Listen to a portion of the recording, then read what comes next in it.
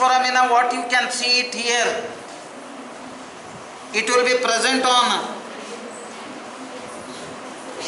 anterior portion of exterior of norma basalis. Now this foramina is called as incisive foramina. I think when I was dealing, by mistake, I had told it is a foramina cecum. Please make it a correction. So this is what incisive foramina. Then you have got very smallest foraminas on this. This is called as, here you can say, for the transmissions of arteries, veins and the what nerves of palatines. Okay. Then you have got here, this is a greater. Then you will palatine foramina. Now there will be a canal, palatine canal. Okay. Now after having had that, we will go to the, before going for the what exterior of middle portion of norma basalis, the anterior part is completely got over of the exterior of norma basalis. Now coming to the external features or the general features of the middle portion of norma basalis. To know that, you should know the first boundary. Anteriorly and above, it is limited by back portion of the exterior of the what anterior portion of norma basalis, while behind it is limited by the anterior part of exterior of norma basalis, while laterally it is limited by lower aspect of the or the lower border of zygomatic process of squamous part of the temporal, as well as the water that of the condyle of the ramus of the mandible on either side. So this is the, here you can say, boundary for that of the, you can say, middle portion of exterior of norma basalis.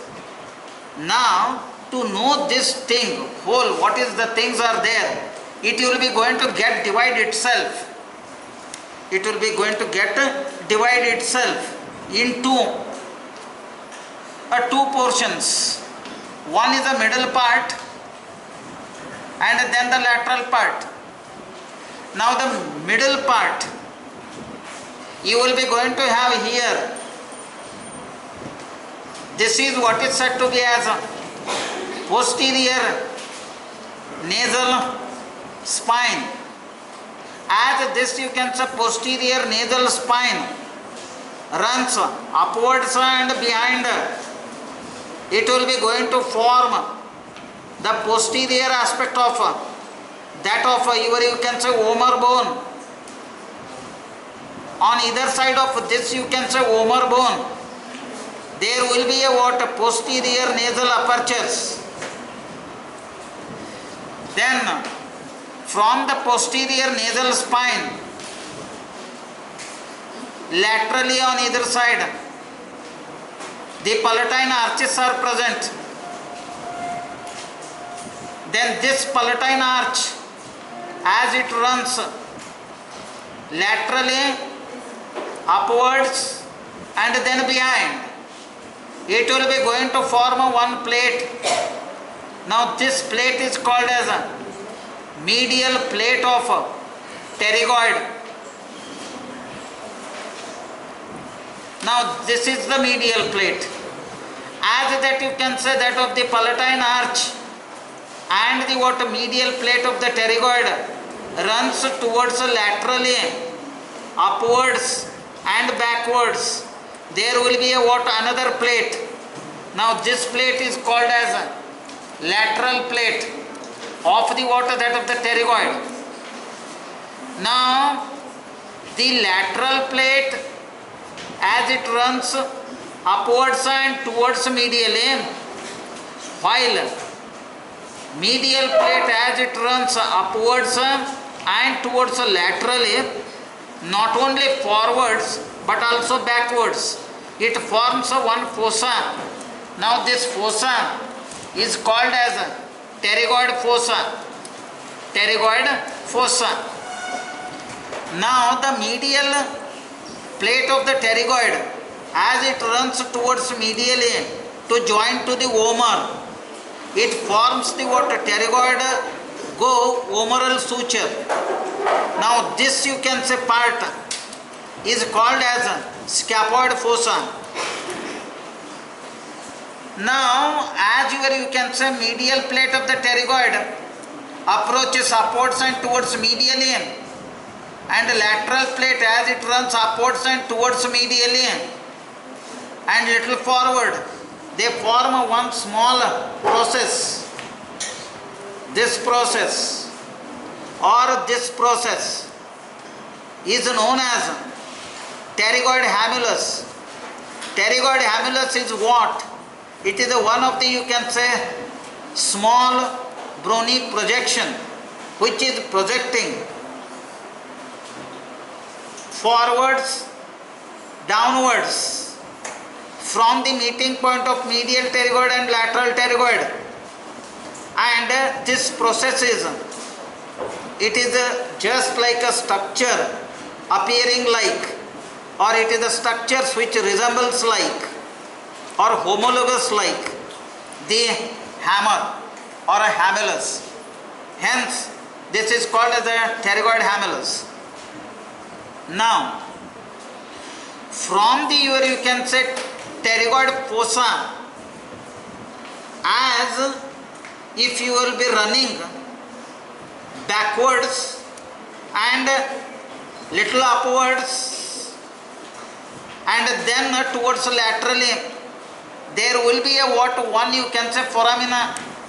This foramina is called as foramina ovale for the transmission of mandibular division of the trigeminal nerve.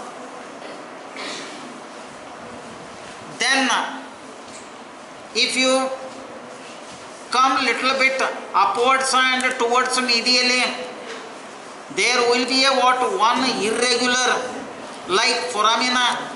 Now that irregular like foramina having that tailed margin known as foramina lacerum. Foramina lacerum. Through this foramina lacerum only venous fluxes and lymph vessels transmits. Then from this, if you go upwards and towards laterally, there will be a what one you can say foramina. Now that foramina is here, foramina spinosum. Foramina spinosum. Foramina spinosum is the what smallest round smooth round and its margin is smooth, having foramina which is meant for the transmission of middle meningeal artery. Now that foramina spinosum, it will be there here. This is called the foramina spinosum. It will be closely related to the what spine of that of the sphenoid. Now you can see this is the spine of the sphenoid. Now there it will be there. This is called the foramina spinosum. Very much important clinically. If that middle meningeal artery which is transmitting from that, if it is suddenly shakes or ruptures, there will be a further blood supply to the water, that of the, you can say, brain will be going to cut off, and then this, you can say, foramina spinosum, it will be there in the water, just very close to up and front to the water, that of the, you can say, spine of the water, sphenoid.